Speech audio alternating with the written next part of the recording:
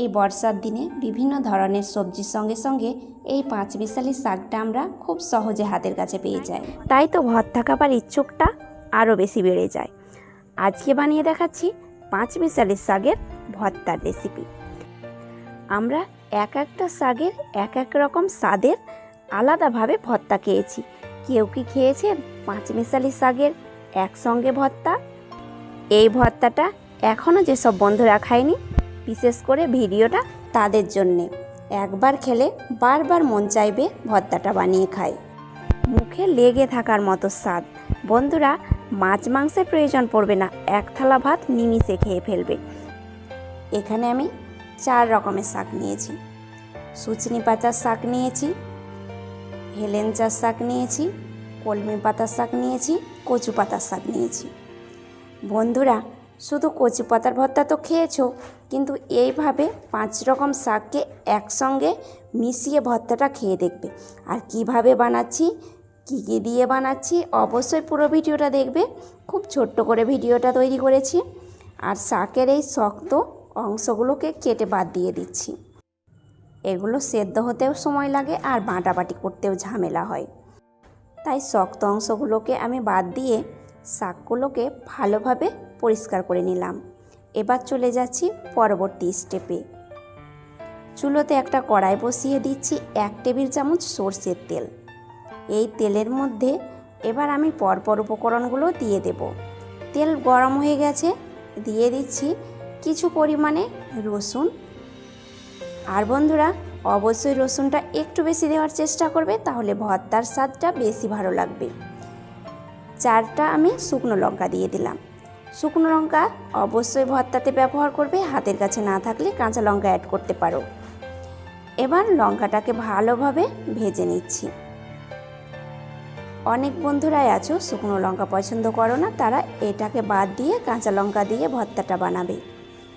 বেশ একটু লাল করে রসুন আর লঙ্কাটাকে ভেজে নিয়েছি।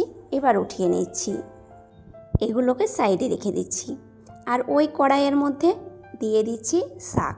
আর বন্ধুরা, শাকগুলোকে আমি ভালোভাবে পরিষ্কার করে নিয়েছি 4 থেকে 5 বার। অনেক ধুলো ময়লা লেগে থাকে, তাই অবশ্যই 4 থেকে 5 বার পরিষ্কার করে ধুয়ে নেবে।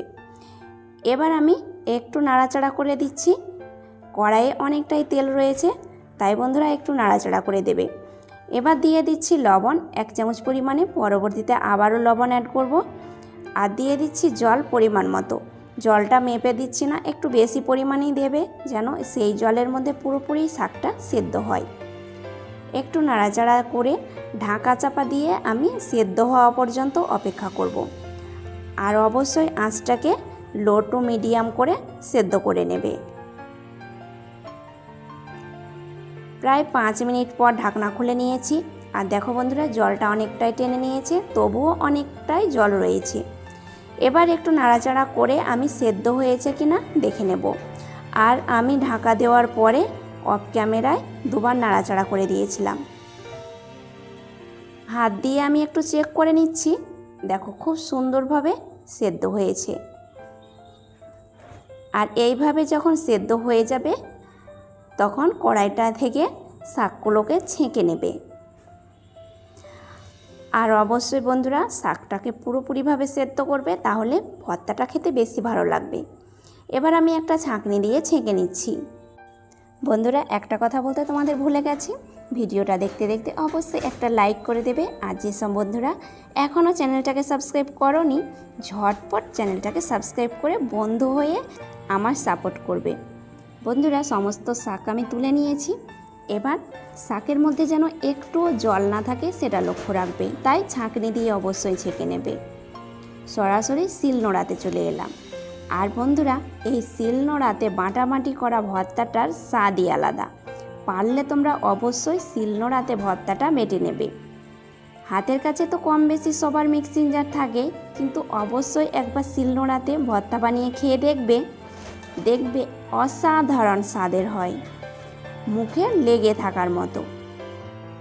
বন্ধুরা, এর আগের ভিডিওতে আমি তোমাদের কাছে একটা ভিডিও শেয়ার করেছিলাম হেলেঞ্চা শাকের ভর্তা রেসিপি, সেটা কেউ না দেখলে অবশ্যই দেখে নেবে। আর বন্ধুরা, হেলেঞ্চা শাকের ভর্তাটা আমি বানিয়ে খেয়েছি, দুর্দান্ত স্বাদের হয়েছিল। আর এই ভর্তাটাও তোমরা খেয়ে দেখবে, তারপরে আমাকে কমেন্ট করবে যে কেমন হয়েছে। একবার খাওয়ার পরে 5 রকম শাক দিয়ে ভর্তাটা তোমাদের বারবার খেতে ইচ্ছে করবে। অসাধারণ স্বাদের এই ভর্তাটা। সমস্ত শাক আমি একবারে বেটে নিয়েছি। এবার দিয়ে দিচ্ছি রসুন আর 2টো শুকনো লঙ্কা। 4টে শুকনো লঙ্কা ভেজেছিলাম, কিন্তু এতটা ঝাল আমি খেতে পারবো না, তাই 2টো লঙ্কা দিয়ে বেটে নিচ্ছি। আর বন্ধুরা, এই ভর্তাটা আর একটু ঝাল ঝাল পছন্দ করলে তোমরা 4টে লঙ্কায় ব্যবহার করতে পারো।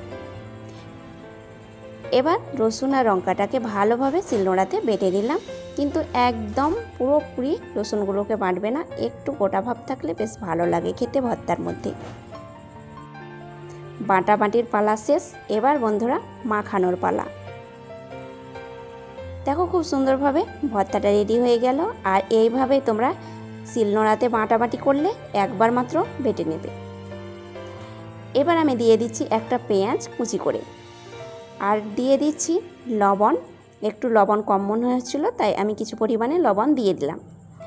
এবার দিচ্ছি 1 চামচ পরিমাণে সর্ষের তেল। তেল ছাড়া তো ভর্তা একেবারেই বৃথা। বন্ধুরা অবশ্যই 1 চামচ সর্ষের তেল অ্যাড করবে। এবার ভালোভাবে হাত দিয়ে মেখে নিচ্ছি। এইভাবে শিলনোড়াতে বাটাবাটি করে ভর্তাটা রেডি করে গরম গরম ভাতের সঙ্গে পরিবেশন করবে। সময় ক্ষেত্রে আমাদের মনে হয় বাড়িতে মাছ মাংস থাকলেও খেতে ইচ্ছে করে না, জিভে কোনো স্বাদ নেই। সেই সময় তোমরা এই ভর্তাটা বানিয়ে গরম ভাতের সঙ্গে পরিবেশন করবে, খুব ভালো লাগবে। আর বন্ধুরা অবশ্যই একটু চেষ্টা করবে গরম ভাতে ভর্তাটা খাওয়ার, তাহলে স্বাদটা বেশি ভালো পাবে। আজ এই পর্যন্তই, আবার আসছি নতুন রেসিপি নিয়ে। সেই রেসিপিটাও দুর্দান্ত হতে চলেছে। আজ তাহলে এই পর্যন্তই। ভালো থাকবে, সুস্থ থাকবে, ধন্যবাদ।